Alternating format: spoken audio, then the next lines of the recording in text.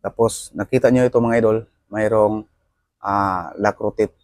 Mga idol, mayroong arrow pa kanan. So ang gagawin nyo mga idol, ikutin nyo ito pa kanan mga idol. Ganyan. Ikot na ito pa kanan. Tapos pumili na kayo sa number na gusto nyong ilagay dito mga idol. Mayroong arrow nakalagay mga idol. Diyan mo i-align yung number na gusto nyong ilagay. Halimbawa, ay ito sa akin mga idol. 1, 1, 7, 8, 1.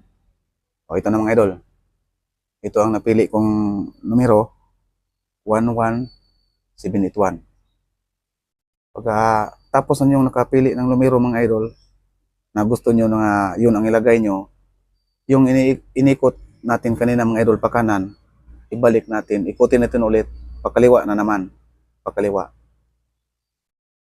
O ganyan mga idol. Subukan natin mga idol, ipasok to.